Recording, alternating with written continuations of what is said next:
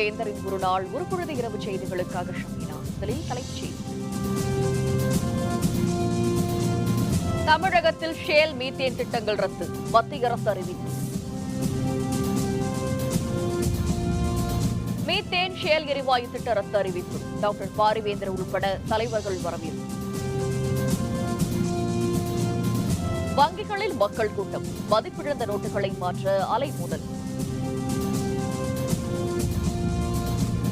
புதிய வண்ணம் புதிய வடிவத்தில் விரைவில் 1000 ரூபாய் நோட்டுகள், பிற நோட்டுகளும் மாற்றப்படும் என பொருளாதாரத்துறை செயலர் தகவல்.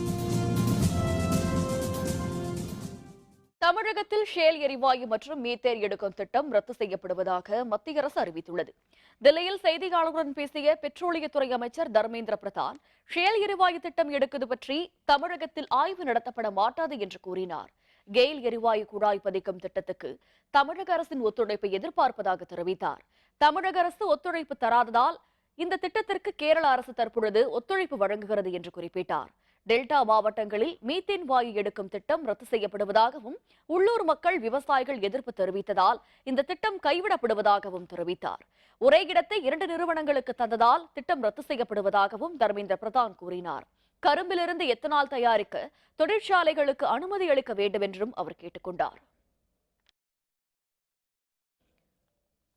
மீத்தேன் ஷேல் எரிவாயு திட்டங்கள் ரத்து செய்யப்பட்ட அறிவிப்பு காவிரிப்படுகை விவசாயிகளுக்கு இனிப்பான செய்தியாகும் என்று இந்திய ஜனநாயக கட்சியின் நிறுவனர் தலைவரான டாக்டர் பாரிவேந்தர் பாராட்டு தெரிவித்துள்ளார்.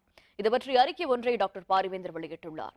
கடந்த 2010ஆம் ஆண்டு மத்தியில் ஆண்ட காங்கிரஸ் அரசானது தமிழகத்தில் உள்ள திருச்சி, தஞ்சை, திருவாரூர், நாகை உள்ளிட்ட டெல்டா மாவட்டங்களில் கிரேட் ஈஸ்டர்ன் எனர்ஜி நிறுவனத்திற்கு மீத்தேன் எடுக்க 35 ஆண்டுகளுக்கு அனுமதி வழங்கியது என்று குறிப்பிட்டுள்ள டாக்டர் பாரிவேந்தர், அதேபோல் கடந்த 2013ஆம் ஆண்டு இந்திய இயற்கை எரிவாயு நிறுவனத்திற்கு இதே டெல்டா மாவட்ட பகுதிகளில் மீத்தேனை விட கொடிய படிமப்பாறை எரிவாயு எனப்படும் ஷேல் எரிவாயு எடுக்க அனுமதி அளிக்கப்பட்டது என்று தெரிவித்துள்ளார். இத்திட்டம் நிறைவேற்றப்பட்டால் டெல்டா மாவட்ட மக்களின் குடிநீர் ஆதாரங்களும் விவசாய நிலங்களும் முற்றிலுமாக பாதிக்கப்படுவதோடு மாவட்டம் முழுவதும் பாலைவனமாகும் அபாயம் ஏற்படும் என்பதை உணர்ந்து இந்திய ஜனநாயக கட்சி உள்பட பல்வேறு விவசாய சங்கங்களும் அரசியல் கட்சிகளும் தொடர்ந்து போராடி வந்தன என்று சுட்டிக்காட்டியுள்ள டாக்டர் பாரிவேந்தர், பல ஆண்டுகளாக நடைபெற்ற இப்போராட்டத்தின் வீரியத்தையும் மக்களின் எண்ண ஓட்டத்தையும் கருத்தில் கொண்டு பிரதமர் நரேந்திர மோடி தலைமையிலான மத்திய அரசு மீத்தேன் மற்றும் ஷேல் எரிவாயு திட்டத்தை ரத்து செய்துள்ளது என்று குறிப்பிட்டுள்ளார். மீத்தேன் ஷேல் எரிவாயு திட்ட ரத்து அறிவிப்பு என்பது காவிரிப்படுகை விவசாயிகளுக்கு இனிப்பான செய்தியாகும் என்றும், எனவே இந்த அறிவிப்பினை வரவேற்பதாக தெரிவித்துள்ள டாக்டர் பாரிவேந்தர், எதிர்காலத்தில் இதுபோன்ற திட்டங்கள் எந்த வடிவிலும் மீண்டும் நடைமுறைப்படுத்தப்படக்கூடாது என்பதையும் வலியுறுத்தி கேட்டுக்கொள்வதாக இந்திய ஜனநாயக கட்சியின் நிறுவனர் தலைவர் டாக்டர் பாரிவேந்தர் தமது அறிக்கையில் தெரிவித்துள்ளார். மீத்தேன் எடுக்கும் திட்டத்தை மத்திய அரசு திரும்ப பெற்றுக் கொண்டது தமிழகத்திற்கு கிடைத்த வெற்றி என விடுதலை சிறுத்தைகள் கட்சித் தலைவர் தொல் திருமாவளவன் தெரிவித்துள்ளார். சென்னை அசோக் நகரில் உள்ள விடுதலை சிறுத்தைகள் கட்சியின் தலைமை அலுவலகத்தில் செய்தியாளர்களுடன் அவர் பேசிய பொழுது, விவசாயிகள் தொடர்ந்து போராடியதன் விளைவாக மீத்தேன் திட்டத்தை மத்திய அரசு திரும்ப பெற்றுள்ளதாக கூறினார். இதேபோல் தமிழக மக்கள் ஒன்றிணைந்து போராடினால் காவிரி மேலாண்மை வாரியத்தை மத்திய அரசு நிறுவிவிடும் என்றும், நியூட்ரினோ திட்டத்திற்கு தடை கிடைத்துவிடும் என்றும் அவர் நம்பிக்கை தெரிவித்தார். தமிழகத்தில் நடைபெறும் சட்டப்பேரவை தேர்தலை கருத்தில் கொண்டு மத்திய அரசு இந்த அறிவிப்பை வெளியிட்டிருப்பதாக திருமாவளவன் தெரிவித்தார். டெல்டா மாவட்டங்களில் மத்திய அரசு மீத்தேன் எரிவாயு திட்டத்தை நடைமுறைப்படுத்தப் போவதாக அறிவித்திருந்தது. அதேபோல் ஷேல் எரிவாயு திட்டத்தையும் அறிவித்தது. விவசாய பெருங்குடி மக்களின், உழைக்கும் மக்களின் தொடர் போராட்டத்திற்கு கிடைத்த வெற்றியாக இன்றைக்கு அந்த எரிவாயு திட்டங்கள் கைவிடப்பட்டிருக்கிறது. பஞ்சாப் மாநில அரசு பிறப்பித்த சட்டஜ் யமுனா இணைப்பு கால்வாய் திட்ட அரசாணை செல்லாது என உச்சநீதிமன்றம் உத்தரவிட்டதற்கு எதிர்ப்பு தெரிவித்து பஞ்சாப் மாநில காங்கிரஸ் சட்டமன்ற உறுப்பினர்கள் கூண்டோடு பதவி விலகியுள்ளனர். பஞ்சாப் மற்றும் ஹரியானா மாநிலங்களுக்கு இடையேயான சட்டஜ் யமுனா இணைப்பு கால்வாய் திட்டம் தொடர்பாக கடந்த சில ஆண்டுகளுக்கு முன்பு பஞ்சாப் அரசு அரசாணை ஒன்றை வெளியிட்டது. இதனைத் தொடர்ந்து உச்சநீதிமன்றத்தில் தொடரப்பட்ட வழக்கில் அந்த அரசாணையை ரத்து செய்து உத்தரவு பிறப்பிக்கப்பட்டது. இதனையடுத்து பஞ்சாப் மாநிலத்தில் காங்கிரஸ் சட்டப்பேரவை உறுப்பினர்கள் அனைவரும் கூண்டோடு பதவி விலகியுள்ளனர். இதேபோல் அம்மாநில காங்கிரஸ் தலைவர் அம்ரீந்தர் சிங்கும் தனது நாடாளுமன்ற மக்களவை உறுப்பினர் பதவியிலிருந்தும் விலகியுள்ளார். அதற்கான கடிதத்தை நாடாளுமன்ற மக்களவைத் தலைவருக்கு அனுப்பி வைத்துள்ளார். இதனிடையே பஞ்சாப் மாநில அரசின் அமைச்சரவை அவசர கூட்டம் நடைபெற்றது.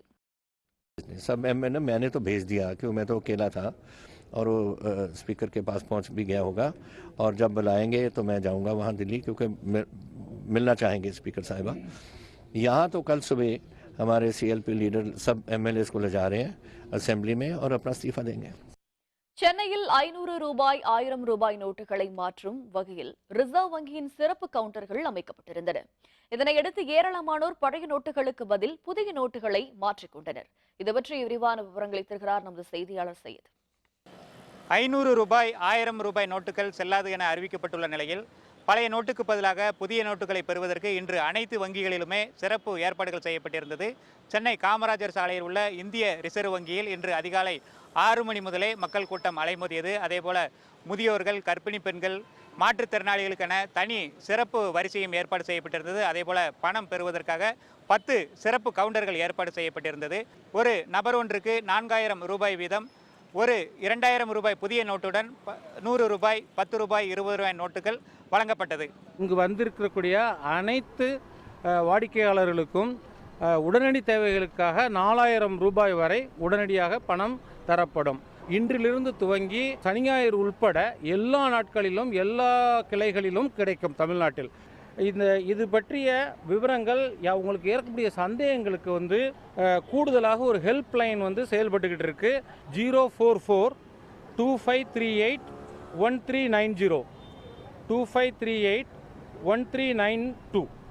ஸோ இந்த 2 நம்பரில் நீங்கள் உங்களுக்குரிய தேவைப்படுற அனைத்து சந்தேகங்களையும் நீங்கள் கேட்டுக்கிடலாம். ப்ராசஸர் எல்லாம் பண்ணிவிட்டு உள்ளே போனால் 10,000 ரூபா எடுத்துகிட்டு வந்தேன் மாற்றலான்னு. 4000 ரூபா தான் தந்தாங்க, அதுக்கு மேலே தரமாட்டேன்னு சொன்னாங்க. சரி 10 நாளைக்கு 4000 ரூபா போதுமான செலவு, அதுக்கப்புறம் மறுபடியும் வாங்கலான்னு வந்துடும். ஒரு ஹாஸ்பிட்டலுக்கு போனாலும் டெஸ்ட் எடுக்க மாட்டுறாங்க, நோட் மாற்றிட்டு வாங்க, நோட் மாற்றிட்டு வாங்க. அதுக்கு ஆதார் கார்டு, ஐடி ப்ரூஃப் எல்லாம் கொடுத்தா தான் கொடுக்குறாங்க. அதுவும் 4000 பத்தாது, 10,000 அட்லீஸ்ட் ஒரு 10,000 கொடுத்தா எங்களுக்கு திருப்தியாக இருக்கும். நீண்ட வரிசையில் மக்கள் காத்திருந்த நிலையில் பலத்த போலீஸ் பாதுகாப்பும் இந்திய ரிசர்வ் வங்கிக்கு போடப்பட்டிருந்தது. நாளை அதிகமான கூட்டம் வரும் என்ற நிலையில் அதற்கான ஏற்பாடுகளும் இன்று ரிசர்வ் வங்கியில் செய்யப்பட்டிருக்கிறது. வேந்தர் செய்திகளுக்காக சென்னை ரிசர்வ் வங்கியிலிருந்து ஒளிப்பதிவாளர் பாலாவுடன் சையது. பழைய 500, 1000 ரூபாய் நோட்டுகளை மாற்றுவதற்கு வங்கிகளில் மட்டுமல்லாமல் தபால் நிலையங்களிலும் மக்கள் கூட்டம் நிரம்பி வழிந்தது. முதலில் 100 ரூபாய் நோட்டுகள் வழங்கப்பட்ட நிலையில் மதியத்திற்கு மேல் புதிய 2000 ரூபாய் நோட்டுகளும் வழங்கப்பட்டன. இதுகுறித்த விரிவான விவரங்களை தருகிறார் நமது செய்தியாளர் புவனேஸ்வரி. 500 ரூபாய் 1000 ரூபாய் நோட்டுகளை மாற்றுவதற்கு இன்று காலை முதலே அஞ்சலகங்களில் மக்கள் கூட்டம் நிரம்பி வழிந்தது. இதனை அடுத்து இன்று மாலையுடன், அதாவது கிட்டத்தட்ட 5 மணியுடன் இந்த ரூபாய் நோட்டுகள் மாற்றமானது நிறைவடைந்தது. அஞ்சலகங்களுடைய வேலை நேரம் முடிவடைவதன் காரணமாக இந்த ரூபாய் நோட்டுகள் மாற்றமும் முடிவடைந்தது. அது மட்டுமல்லாமல் 4 மணி வரை மட்டுமே கொடுக்கப்படும் என்று அறிவிக்கப்பட்டிருந்தது. ஆனால் மக்களினுடைய தேவைக்கேற்ப அந்த நேரமானது நீட்டிக்கப்படும் என்றும் அஞ்சல் துறையிலிருந்து தெரிவிக்கப்பட்டிருந்தது. இன்று மட்டுமே சென்னை அண்ணா சாலை தலைமை தபால் அலுவலகத்தில் 2 லட்சம் ரூபாய்க்கு 100 ரூபாய் நோட்டுகள் மாற்றப்பட்டன. அது மட்டுமன்றி அதனைத் தொடர்ந்து 2000 ரூபாய் நோட்டுகள், புதிய 2000 ரூபாய் நோட்டுகள் வந்ததால் அந்த 2000 ரூபாய் நோட்டுகளும் மக்களுக்கு வழங்கப்பட்டது. 100 ரூபாய் நோட்டுகள் மிகவும் குறைந்த அளவிலே இருந்ததன் காரணமாக 1000 ரூபாய்க்கு மட்டுமே அந்த 100 ரூபாய் நோட்டுகள் மாற்றம் செய்யப்பட்டன. அதனைத் தொடர்ந்து 2000 ரூபாய் நோட்டுகளும் வழங்கப்பட்டன. மீண்டும், அதாவது இன்று மட்டுமே 500 பேருக்கு ரூபாய் நோட்டுகள் மாற்றப்பட்டுள்ளதாக அஞ்சல் துறையிலிருந்து தெரிவிக்கப்பட்டுள்ளது. அது மட்டுமல்லாமல் நாளை 1000 பேருக்கு வழங்குவதற்கான இலக்கு இருப்பதாகவும் அஞ்சல் துறையிலிருந்து தெரிவிக்கப்பட்டுள்ளது. இதுவரையும் மக்கள் கூட்டமானது நிரம்பி வழிந்த நிலையில் அனைவருமே கூட்டத்தில் வரிசையில் நின்று ரூபாய் நோட்டுகளை மாற்றி சென்றனர். 1000 ருபீஸ் ஃபர்ஸ்ட் கொடுத்துட்டு இருந்தாங்க. இப்போதான் நோட் ஏதோ 2000 வந்திருக்கு சொல்லிட்டு அது 2000 கொடுக்குறதா சொல்லியிருக்காங்க. லைனில் ரொம்ப நேரமாக நின்றுருக்கோம். பட் எங்கள் ஃபுல் டே எனக்கு டைம் வேஸ்ட் தான் ஆகிட்டு இருக்குது. ஏன்னா 4000 கொடுக்குறேன்னு சொல்லி இப்போ 2000 கொடுக்குறேன்னு இருக்காங்க. அது எப்படினாலும் எங்களுக்கு பத்தாது. இருந்தாலும் எங்களுக்கு ரொட்டேஷனுக்கு தேவைன்ற ஒரு காரணத்துக்காக நாங்கள் நின்று வாங்கிறதுக்காக இங்கே வந்திருக்கோம். நான் 4000 மாற்ற வந்தேன், 2000 தான் தரேன்னு சொல்லியிருக்காங்க. வேறு வழியில் என்ன பண்ணுறது, அட்ஜஸ்ட் பண்ணி தான் ஆகணும். இது நல்ல அறிவிப்பு தான். இது அடித்தட்டு மக்கள் தான் கொஞ்சம் பாதிக்கப்படுறாங்க. எந்த இடத்துக்கு போனாலும் இப்போ பஸ்ஸில் சில்லறை கொடுத்தாலும் சில்லறை இல்லைன்ட்டாங்க. நேற்று மட்டும் கொஞ்சம் அதிகமாக இப்போ இல்லாமல் அதிகமாக பாதிக்கப்பட்டாங்க. நேற்று இன்றைக்கி ஓரளவு சீராக இருக்காங்க, பரவாயில்ல. மேலும் நாளை ஏடிஎம் மையங்கள் இயங்க தொடங்கிய பிறகு இந்த கூட்ட நெரிசலுக்கான, இந்த வரிசைகளுக்கான தேவை இருக்காது என்றும் எதிர்பார்க்கப்படுகிறது. வேந்தர் செய்திகளுக்காக சென்னை அண்ணா சாலையிலிருந்து ஒளிப்பதிவாளர் பிரதீப்புடன் புவனேஸ்வரி. 500 மற்றும் 1000 ரூபாய் நோட்டுகள் செல்லாது என மத்திய அரசு நேற்று முன்தினம் அறிவித்த நிலையில் இன்று முதல் புதிய 2000 ரூபாய் நோட்டுகள் புழக்கத்தில் விடப்பட்டுள்ளது. இந்த புதிய 2000 ரூபாய் நோட்டின் முக்கிய அம்சங்களை தற்பொழுது பார்க்கலாம். புதிய 2000 ரூபாய் நோட்டின் அளவு 66 மில்லிமீட்டர் நீளமும் 166 மில்லிமீட்டர் அகலமும் கொண்ட அளவில் வடிவமைக்கப்பட்டுள்ளது. முழுக்க முழுக்க இந்திய தொழில்நுட்பத்தில் உருவான மங்கள்யான் செயற்கைக்கோளின் புகைப்படம் இந்த ரூபாய் நோட்டின் பின்புறத்தில் இடம்பெற்றுள்ளது.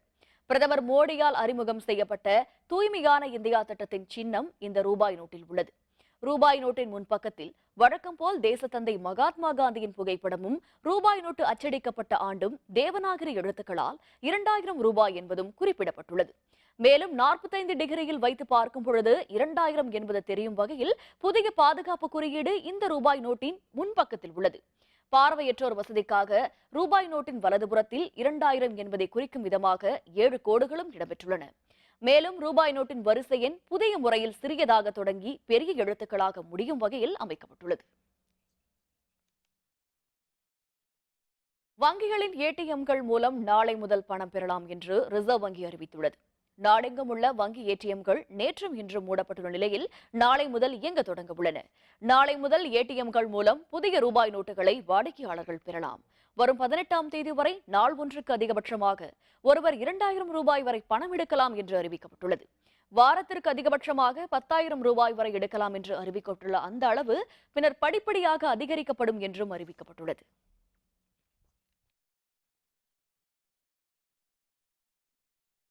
மற்றும் 1000 ரூபாய் நோட்டுகள் செல்லாது என்ற அறிவிப்புக்கு எதிராக தாக்கல் செய்யப்பட்ட மனு மீதான விசாரணை வரும் 15ஆம் தேதி நடைபெறவுள்ளது. அதே நேரம் இந்த வழக்கில் தங்கள் தரப்பு வாதத்தை கேட்காமல் உத்தரவு பிறப்பிக்க கூடாது என மத்திய அரசு உச்சநீதிமன்றத்தில் கேவியட் மனு தாக்கல் செய்துள்ளது. 500 மற்றும் 1000 ரூபாய் நோட்டுகள் செல்லாது என்ற மத்திய அரசின் அறிவிப்புக்கு எதிராக சங்கம்லால் பாண்டே என்பவர் உச்சநீதிமன்றத்தில் பொதுநல மனு ஒன்றை தாக்கல் செய்திருந்தார். இந்த மனுவில் இந்த அறிவிப்பு மக்களுக்கு சிரமத்தை அளிப்பதாகவும் அதனை செயல்படுத்த கூடுதல் கால அவகாசம் வேண்டும் என்றும் வழக்கை அவசர வழக்காக விசாரிக்க வேண்டும் என்றும் குறிப்பிட்டிருந்தது. இந்த மனு மீதான விசாரணை வரும் 15ஆம் தேதி நடைபெறும் என உச்சநீதிமன்றம் தெரிவித்துள்ளது. அதே நேரம் இந்த பிரச்சினை தொடர்பாக மத்திய அரசு உச்சநீதிமன்றத்தில் இன்று கேவியட் மனு ஒன்றை தாக்கல் செய்துள்ளது. இந்த வழக்கை விசாரிக்கும் பொழுது தங்கள் தரப்பு வாதத்தை கேட்காமல் எந்தவித இடைக்கால உத்தரவையும் பிறப்பிக்க கூடாது என்று அந்த மனுவில் தெரிவிக்கப்பட்டுள்ளது. நாட்டு நலனுக்காக முக்கிய முடிவுகள் எடுக்க மத்திய அரசு ஒருபொழுதும் தயங்கியது இல்லை என மத்திய நிதியமைச்சர் அருண்ஜேட்லி தெரிவித்துள்ளார். புதுதில்லியில் 2 நாட்கள் நடைபெறும் பொருளாதார ஆசிரியர்கள் மாநாட்டை தொடக்கி வைத்த அவர் செய்தியாளர்களுடன் பேசினார். அப்பொழுது 500 மற்றும் 1000 ரூபாய் நோட்டுகளை மாற்ற போதிய கால அவகாசம் இருப்பதால் மக்கள் அவசரப்பட தேவையில்லை என்று கூறினார். புதிய ரூபாய் நோட்டுகள் மக்களுக்கு கிடைக்க தேவையான அனைத்து ஏற்பாடுகளும் செய்யப்பட்டுள்ளதாக அருண்ஜேட்லி தெரிவித்தார். கோடிக்கணக்கில் வணிகம் செய்பவர்கள் காசோலைகளை பயன்படுத்திக் கொள்ளலாம் என அவர் தெரிவித்தார். சில நாட்கள் பணப்புழக்கத்தில் சிக்கல் இருந்தாலும் நாட்டு நலனுக்காக இந்த முடிவு மேற்கொள்ளப்பட்டுள்ளதாகவும் அருண்ஜேட்லி கூறினார். புதிய ரூபாய் நோட்டுகள் வடிவமைப்பு ரகசியமானது என்று கூறிய அருண்ஜேட்லி வரி விதிப்பு முறையை எளிதாக்க நடவடிக்கை மேற்கொள்ளப்பட்டு வருவதாகவும் குறிப்பிட்டார். இன்னும் ஒரு சில மாதங்களில் புதிய 1000 ரூபாய் நோட்டுகள் அறிமுகப்படுத்தப்படுகின்றன. மத்திய பொருளாதாரத்துறை செயலர் சக்திகாந்த் இதனை தெரிவித்துள்ளார். பொருளாதார ஆசிரியர்கள் பங்கேற்ற பின்னர் செய்தியாளர்களுடன் பேசிய அவர் புதிய வண்ணத்தில் புதிய வடிவத்தில் இந்த 1000 ரூபாய் நோட்டுகள் இருக்கும் என கூறினார். அனைத்து ரூபாய் நோட்டுகளையும் மாற்ற திட்டமிடப்பட்டுள்ளதாகவும் சக்திகாந்த தாஸ் தெரிவித்தார். நாளை ஏடிஎம் எந்திரங்களில் 100 ரூபாய் நோட்டுகள் மட்டுமே கிடைக்கும் எனவும் ஏடிஎம் எந்திரங்களில் மாற்றம் செய்த பின்னரே 2000 ரூபாய் நோட்டுகள் கிடைக்கும் என்றும் அவர் குறிப்பிட்டார். வரிகள் கட்டணத்துக்கான உள்ளாட்சி அமைப்புகள் பழைய 500 ரூபாய் மற்றும் 1000 ரூபாய் நோட்டுகளை பெறலாம் என அறிவித்தார். நாளை நள்ளிரவு வரை பழைய ரூபாய் நோட்டுகள் பெறப்படும் என பொருளாதார விவகாரத்துறை செயலர் அறிவித்துள்ளார். மகாராஷ்டிரா மாநில அரசின் கோரிக்கையை ஏற்று முடிவு செய்யப்பட்டதாக அவர் தெரிவித்தார்.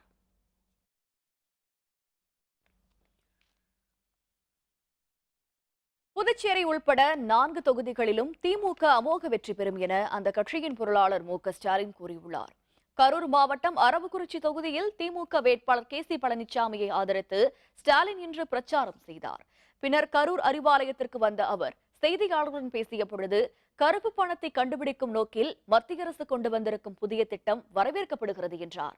இதனால் ஏழை எளிய நடுத்தர மக்கள் பெரிதும் பாதிப்புக்குள்ளாகி உள்ளதாகவும் கூறிய அவர் மக்களுக்கு போதிய கால அவகாசம் அளித்திருக்க வேண்டும் என்றும் சட்டப்பேரவை இடைத்தேர்தல் நடக்கும் 4 தொகுதிகளிலும் திமுக வெற்றி வாகை சூடும் எனவும் ஸ்டாலின் தெரிவித்தார். தஞ்சாவூர்லயும் திருப்பரங்குன்றத்தையும் திமுக வேட்பாளருக்கு வெற்றி வாய்ப்பு பிரகாசமா இருக்குன்னு சொல்றாங்க. அதை பத்தி என்ன கருத்து சொல்றீங்க? திருப்பரங்குன்றத்தையும் சேர்த்து சொல்லுங்க. 3 தொகுதி மட்டும் இல்ல, திமுக கூட்டணி காங்கிரஸ் கட்சி வெற்றி பெற போகுது. 4 தொகுதியிலும் திமுக அணி தான் வெற்றி பெற போகுது. அரசு மருத்துவமனையில் பிறந்த குழந்தை கடத்தல் கண்காணிப்பு கேமரா பதிவுகளை வைத்து மீட்க நடவடிக்கை. விவரம் விளம்பர இடைவேளைக்கு பிறகு.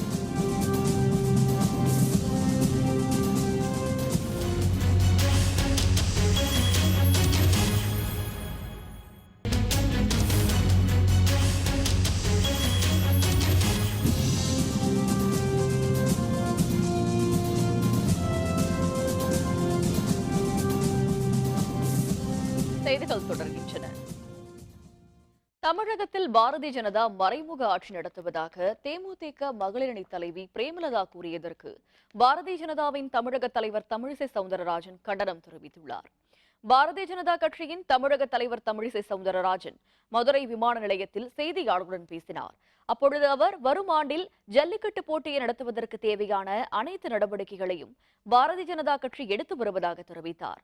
மேலும் மத்திய அரசின் திட்டங்கள் தமிழகத்தில் அதிக அளவில் நிறைவேற்றிட திருப்பரங்குன்றம் உள்ளிட்ட 3 சட்டப்பேரவை தொகுதிகளிலும் பாரதிய ஜனதாவிற்கு வாக்காளர்கள் ஆதரவு தர வேண்டும் என தமிழிசை சவுந்தரராஜன் கேட்டுக் கொண்டார். சகோதரி பிரேமலதா அவர்கள் மீது நான் மிகுந்த அன்பும் பாசமும் கொண்டிருக்கிறேன். ஆனால் அவர் என்று சொல்லி இருக்கிறார், மறைமுகமாக பாரதிய ஜனதா கட்சியின் ஆட்சி தமிழகத்தில் நடைபெறுகிறது என்று. இதை வாக்காளர்கள் சிந்தித்து வாக்களிக்க வேண்டும் என்றும் சொல்லி இருக்கிறார். மத்திய அரசின் நல்ல திட்டங்கள் தமிழகத்திற்கு கிடைக்க வேண்டும். அதற்கு தமிழக மக்கள் இந்த முறை நிச்சயமாக தமிழக பாரதிய ஜனதா கட்சியின் வேட்பாளர்களுக்கு ஆதரவு தர வேண்டும். கோவை அரசு மருத்துவமனையில் பிறந்து 2 நாளான பச்சிளம் குழந்தையை அடையாளம் தெரியாத சிலர் கடத்தியுள்ளனர். சிங்கநல்லூரில் உள்ள வரதராஜபுரத்தை சேர்ந்தவர் ஜோதி. பிரசவத்திற்காக கோவை அரசு மருத்துவமனையில் அனுமதிக்கப்பட்டிருந்த ஜோதிக்கு கடந்த 8ஆம் தேதி பெண் குழந்தை பிறந்தது. அங்கு அவருடன் ஈரோட்டைச் சேர்ந்த அர்ச்சனா என்பவரும் தங்கியிருந்துள்ளார். குழந்தையை கவனித்துக் கொள்ளுமாறு அர்ச்சனாவிடம் கூறிவிட்டு ஜோதி இன்று பிற்பகல் மருத்துவரை தேடி சென்றுள்ளார். திரும்பி வந்த பொழுது குழந்தையுடன் அர்ச்சனா மாயமாகி இருப்பதைக் கண்டு அவர் அதிர்ச்சி அடைந்தார். இதுகுறித்து காவல்துறையிடம் புகார் கொடுக்கப்பட்டது. அதன் பேரில் மருத்துவமனையில் நிறுவப்பட்டிருந்த கண்காணிப்பு கேமராவில் பதிவான காட்சிகளை காவல்துறையினர் ஆய்வு செய்தனர். அதில் 3 பெண்கள் உட்பட 5 பேர் குழந்தையுடன் காரில் செல்லும் காட்சி பதிவாகியுள்ளது. அதன் பேரில் அடையாளம் தெரியாத நபர்களை துரிதமாக காவல்துறையினர் தேடி வருகின்றனர். ஃபோட்டோவில் எதுவுமே இல்லைங்க. எங்கள் பெட் நாங்கள் படுத்துருக்கிற இடத்துல தான் அவங்களும் இருந்தோம். நாங்கள் வந்திருக்கிற மாதிரி அவங்களும் ஒரு டெலிவரிக்கு வந்திருக்கிற பேஷண்ட் மாதிரி தான் இருந்தாங்க. மேலே என்னோட குழந்தையில அங்கே ஐசியூவில் என்னோட குழந்தை இருக்குது, அங்கே டாக்டர் வருவாங்க, நான் போகிறேன்ட்டு போயிடுவேன். எங்கள் பொண்ணை காணாமனு கேட்டேன், டெலிவரி ஆயிருக்குன்னு சொன்னாங்க. அப்போ குழந்தை ஐசியூவில் வச்சுருக்கான்னு சொன்னாங்க. குழந்தைய காட்டவே இல்லைன்னு சொன்னாங்க. அவங்க மாமியார் சொல்லிட்டு அழுதாங்க. அதுக்கு பிறகு பார்த்தா அவங்க இங்கே இல்லை. அப்போ அதனால நான் என்ன சந்தேகப்பட்டேன்னு கேட்டேன், நேற்று டெலிவரி ஆனவங்களுக்கு எப்படி இன்னைக்கு டிஸ்சார்ஜ் கொடுத்தாங்க. நான் சந்தேகப்பட்டேன், செக்யூரிட்டிகிட்ட சொன்னேன். அவங்களும் கூட்டு போய் எல்லா ரூம் செக் பண்ணோம், அவங்க இல்லை. புதுச்சேரி மாநிலம் நெல்லித்தோப்பு சட்டப்பேரவை தொகுதியில் போட்டியிடும் முதல்வர் நாராயணசாமிக்கு இந்திய ஜனநாயக கட்சி ஆதரவு தெரிவித்துள்ளது. நெல்லித்தோப்பு சட்டப்பேரவைக்கு வரும் 19ஆம் தேதி இடைத்தேர்தல் நடைபெறவுள்ளது. காங்கிரஸ் சார்பில் புதுச்சேரி மாநில முதல்வர் நாராயணசாமி போட்டியிடுகிறார். அவரை இந்திய ஜனநாயக கட்சியின் மாநில செயலாளர் சா சத்தியவேல், துணைத் தலைவர் ஜெகன் ஆகியோர் தலைமையில் முக்கிய நிர்வாகிகள் இன்று சந்தித்து ஆதரவு தெரிவித்தனர். இந்திய ஜனநாயக கட்சியின் நிறுவனர் தலைவர் டாக்டர் பாரிவேந்தரின் உத்தரவின்படி முதல்வரின் வெற்றிக்காக முனைப்புடன் பிரச்சாரம் மேற்கொள்ள இருப்பதாகவும் அவர்கள் தெரிவித்தனர். புதுச்சேரி மாநிலத்தில் நடைபெற இருக்கின்ற நெல்லித்தோப்பு சட்டமன்ற இடைத்தேர்தலில் ஒரு மதிப்பிற்குரிய மாண்புமிகு முதல்வர் நாராயணசாமி அவர்கள் போட்டியிடுகிறார்.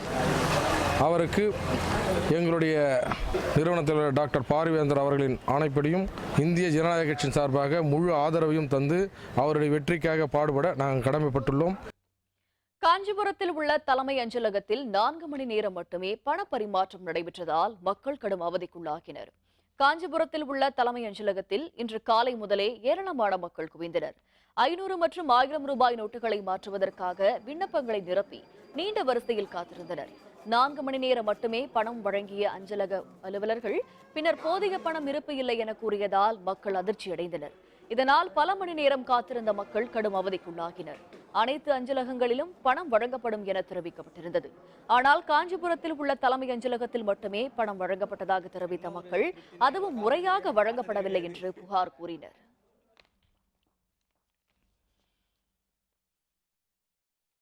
பஞ்சாப் நேஷனல் வங்கி சார்பில் மருத்துவமனையில் பணத்தை மாற்றிக்கொள்ள மொபைல் வங்கி சேவை அறிமுகப்படுத்தப்பட்டுள்ளது. பணம் மாற்ற பொதுமக்கள் வங்கிகள் மற்றும் அஞ்சல் அலுவலகத்தில் செல்லும் நிலையில் மருத்துவமனைக்கு பணம் மாற்றிக்கொள்ள பஞ்சாப் நேஷனல் வங்கி சார்பில் மொபைல் வங்கி சேவை அறிமுகப்படுத்தப்பட்டுள்ளது. இந்த சேவையை பஞ்சாப் நேஷனல் வங்கியின் வாடிக்கையாளர்கள் மட்டுமல்லாமல் அனைத்து வங்கி வாடிக்கையாளர்களும் பயன்படுத்திக் கொள்ளலாம் என்று வங்கியின் சென்னை மண்டல தலைவர் நஷீம் அகமது தெரிவித்துள்ளார். We had made all elaborate arrangement yesterday itself. We ensured that every branch has got adequate cash to not only to take care of the customers of Punjab National Bank, but to take care of the customers of other banks also. Presently, we have got only one, but we are thinking of putting more such vans. No, whenever there is a need, we put our mobile van. அதிபராக தேர்வான ட்ரம்புக்கு எதிர்ப்பு அமெரிக்காவில் வலுக்கிறது போராட்டம். விவரம் விளம்பர இடைவேளைக்கு பிறகு.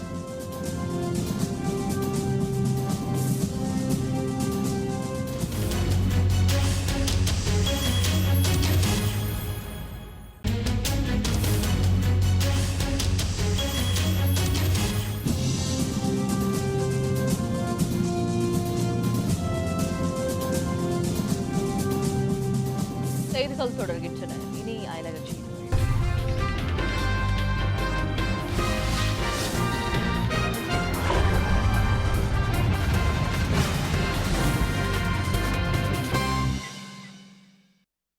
அமெரிக்காவில் அதிபராக தேர்ந்தெடுக்கப்பட்ட டொனால்டு டிரம்புக்கு எதிர்ப்பு தெரிவித்து இளம் பெண்கள், இளைஞர்கள் உள்பட பல்வேறு தரப்பினர் நியூயார்க்கில் ஆர்ப்பாட்டத்தில் ஈடுபட்டனர். அமெரிக்காவில் நேற்று முன்தினம் நடைபெற்ற 45வது அதிபருக்கான தேர்தலில் குடியரசுக் கட்சியைச் சேர்ந்த டொனால்டு டிரம்ப் தேர்ந்தெடுக்கப்பட்டார். தேர்தல் முடிவுகள் வெளியான சில நிமிடங்களிலேயே டிரம்புக்கு எதிர்ப்பு தெரிவித்து நியூயார்க் உள்பட பல்வேறு மாகாணங்களில் பல்வேறு போராட்டங்கள் நடைபெற்றன. இதில் மக்கள் ஏராளமானோர் பங்கேற்று தங்கள் எதிர்ப்பை தெரிவித்தனர். இதேபோல் இன்றும் நியூயார்க் நகரில் திரண்ட இளம் பெண்கள், இளைஞர்கள் உள்ளிட்ட பல்வேறு தரப்பினர் டிரம்பின் மாளிகை முன்பு ஆர்ப்பாட்டத்தில் ஈடுபட்டனர். பெண்ணிய எதிர்ப்பாளர் மற்றும் இனவாதியான டிரம்பால் அமெரிக்காவிற்கு தலைக்குனிவு என அவர்கள் முழக்கங்களை எழுப்பினர்.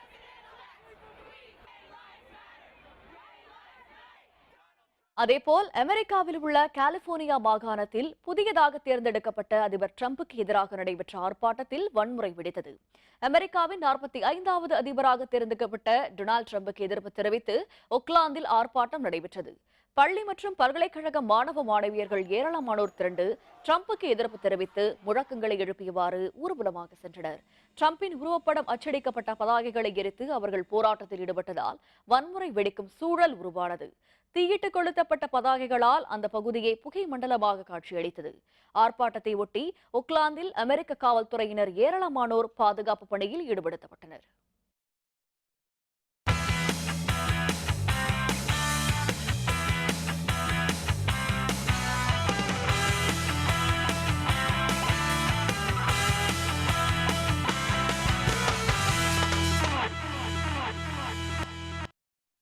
ராஜ்கோட்டில் நடைபெற்று வரும் இந்தியாவுக்கு எதிரான முதல் டெஸ்ட் போட்டியின் முதல் இன்னிங்ஸில் இங்கிலாந்து அணி அனைத்து விக்கெட்டுகளையும் இழந்து 537 ரன்களை எடுத்தது. இரண்டாம் நாள் ஆட்ட நிறைவில் இந்தியா விக்கெட் இழப்பின்றி 63 ரன்களை எடுத்துள்ளது. இந்தியாவில் பயணம் மேற்கொண்டுள்ள இங்கிலாந்து அணி 5 டெஸ்ட், 3 ஒருநாள் மற்றும் T20 போட்டிகளில் பங்கேற்கிறது. இரு அணிகளும் மோதும் முதல் டெஸ்ட் போட்டி ராஜ்கோட் சௌராஷ்டிரா கிரிக்கெட் திடலில் நேற்று தொடங்கியது. இந்த திடலில் முதலாக டெஸ்ட் போட்டி நடைபெறுகிறது. இந்த போட்டியில் டாஸ் வென்ற இங்கிலாந்து அணி முதலில் களமிறங்கியது. நேற்றைய ஆட்ட நேர முடிவில் இங்கிலாந்து அணி 4 விக்கெட்டுகள் இழப்பிற்கு 311 ரன்களை எடுத்திருந்தது. இந்நிலையில் இன்று இரண்டாவது நாள் ஆட்டத்தில் அனைத்து விக்கெட்டுகளையும் இழந்து இங்கிலாந்து அணி 537 ரன்களை எடுத்தது. இதனைத் தொடர்ந்து இந்தியா பேட்டிங்கை தொடங்கியது. தொடக்க வீரர்களாக களமிறங்கிய முரளி விஜயும் கௌதம் கம்பீரும் நிதானமாக விளையாடி ரன்களை குவித்தனர். இரண்டாம் நாள் ஆட்ட நிறைவில் இந்தியா விக்கெட் இழப்பின்றி 63 ரன்களை எடுத்துள்ளது.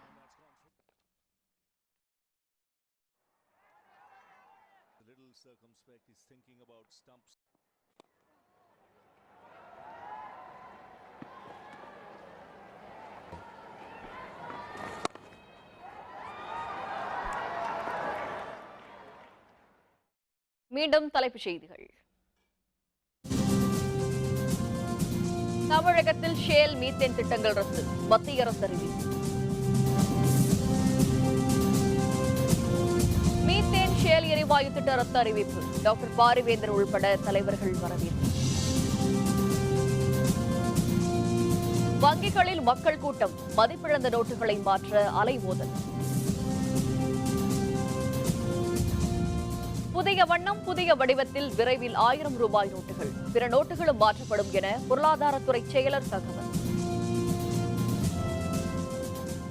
இத்துடன் வேந்தரின் ஒரு நாள் ஒரு பொழுது இரவு செய்திகள் நிறைவடைந்தன. மீண்டும் இரவு 10 மணிக்கு கண்ணுறங்கும் வேளை இரவு செய்திகளில் சந்திப்போம். வணக்கம்.